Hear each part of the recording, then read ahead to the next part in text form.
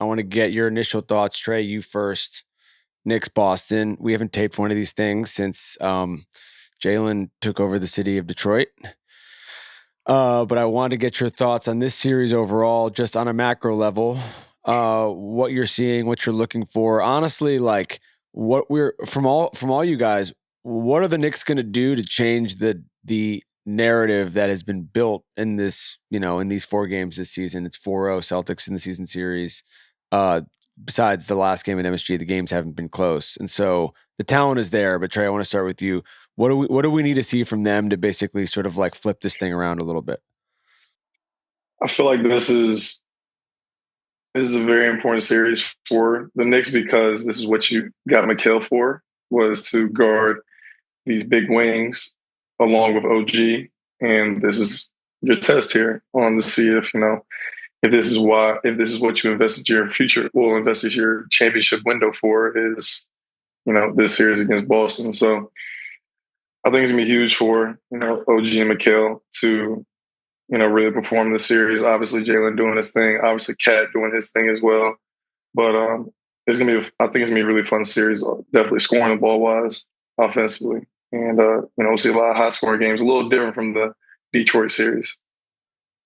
Nikais, I'm curious if there's anything you think the Knicks can do to, Josh on Porzingis. Is there anything they can do to kind of like throw at them tonight in particular that you would sort of like to see, that you feel like can get Boston get them off the 3-point line, which Orlando did pretty well, but then also just like get them off this rhythm that they have against the Knicks, which Trey and I watched opening night in New Orleans. It feels like it was 10 years ago, but like it's 3-point practice for whatever reason against this team, which shouldn't work with the guys the Knicks have defensively. And so what do you think they can do to just kind of like get this off them a little bit with this particular team? I think the quote unquote easier answer is that the Knicks can lean into switching in a way that they just really haven't. Like, they're one of the lower switch rate teams in the NBA. And so if you want to try to flatten them out, there is just the Orlando template. Let's switch, let's stay at home and trust that we can defend well enough on Boston drives.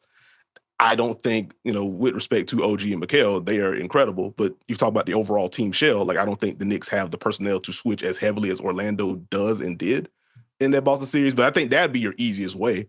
If you're going to take threes, they are going to be self-created. Is kind of the mindset heading into that. And from there, how well do you hold up on drives?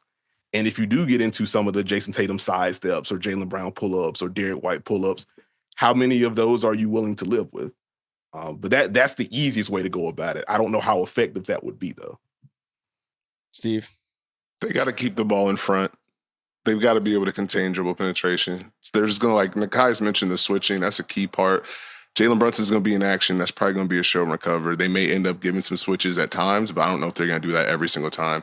Cat, they're going to mix in some switches with Cat with these guys, and then he's got to hold up, but I don't know if they're going to do that every single time. So they have kind of those scheme issues. They can't have that plus Boston drives by everyone and gets to drive and kick on top of it. If you're going to be in rotation, it's going to have to be because of you put these two in action, not because our transition defense isn't good, our half court, we're not recovering, we're getting beat on closeouts. That's been the battle for the Knicks. I think they have the personnel, as Trey said. The problem is Boston's able to poke at it to where, okay, cool, y'all aren't really in the action. Y'all have to do weak side help defense. You have to close back out. Now we're playing our game. So I think it's everything they can do to kind of keep Boston in the mud. That's going to be their best shot. Trey, thoughts on that? Yeah, I mean, biggest thing with Boston, you can't give them advantages because they're going to take the advantage, hold it, and then score off that. So switching is probably the key, but then it's just like, all right, do we really want Jalen Brunson on the ball against Jayson Tatum or Jaylen Brown, or even in the post against Jayson Tatum, Jaylen Brown? And then also you got to do a Cat and his pick and roll coverage as well. So definitely got something to figure out with trying to defend Boston, but also too, Boston has to guard them too. So it's like, that's part of their defense is y'all got to guard us as well.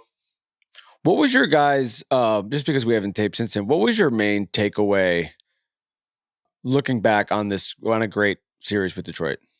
I think for me, one, Jalen Brunson was just incredible in fourth quarters that entire series. And so the big shot making was there. And I think once the Knicks got more comfortable with how they wanted to open things up for Cat, I think that's where Detroit found themselves in a little bit of trouble because they were mostly able to contain Cat. They did the cross match, showed help in a very specific way, but New York also wasn't helping Cat on that front. But once they started sprinkling in more cross screens for him, once you got into more of the pops, Steve, that I talked about on the pod throughout the series, like the Brunson Cat 2-man game was pretty good, statistically at the very least. It was just a lot of Jalen Brunson with how Tobias Harris was kind of staying attached to Cat. But once they started poking at that, it just got tough. And Detroit just didn't have enough outside of Cade, at least consistently offensively, to kind of offset that. What do you think, Steve? I thought Jalen Brunson and Cat just started to win matchups and made it tough on Detroit to feel comfortable with what they wanted to do. Do you want to put Harris on? You want to put Darren on Cat? Okay, that kind of changes how we can open things up. I thought the adjustment to kind of move Josh Hart around a little bit and say, okay, cool. If you have a big on Josh Hart, let's put him on the wing. So if you're going to show this automatic help, we know where the outlet is. He doesn't have to shoot it, but we at least can continue our flow and kind of keep playing that way.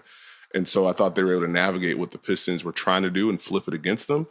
And that's what makes this series so tough because Boston is so good defensively that I don't know where the point is that you can kind of flip the series. And so it's going to be on Cat and Brunson to kind of win matchups. That's what I was going to ask you, Nikias, off that too, is just taking that success and bringing that to tonight and bringing that to this week. How do you feel that they can, because, to the point about you're getting Mikhail on the defensive front, like you got Cat offensively for this series too. And he needs to be unlocked for them to win this. And so what do you do basically with this defensive personnel to make that happen? Ooh, I think to get Cat open offensively, make sure I'm understanding it correctly. Yeah, I think it's maintaining, make life a little easier for Cat. Again, one of my early frustrations in the series against Detroit, it's like this feels very static for Cat and all these catches are getting pushed out. So now even if Cat wins on a post-up or drive against Tobias Harris, it's taking 5 or 6 seconds and 3 or 4 dribbles to do it. And so I think Boston is going to be willing to switch quite a bit. Like we might just see Drew Holiday take the Cat assignment outright if Drew Holiday is going to be available for game 1. I haven't seen the status update on that front yet. I think he's playing. Okay. So if Drew's good to go, like we may just see Drew on Cat. Can you get Cat some early deep catches and put some strain on Boston's defense, force some rotations? Now you can try to neutralize some of the math game. Because I think, Boston's going to take more threes than New York. You just don't want it to be 12, 15, 16 more attempts. And so if you get Cat going early, play the foul trouble game, again, force some double teams, you're going to need a smart passing series from Cat. Talent isn't a question. He can get with some of the overhead stuff, et cetera. Get those kickouts. I think that's how you can generate some easy stuff because Jalen Brunson can score in a vacuum pretty much whenever he wants to.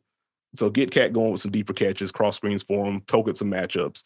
If you do get Kristaps on Cat at all, that's when you get into your pick and pops if those are available. I think they have ways to move him around.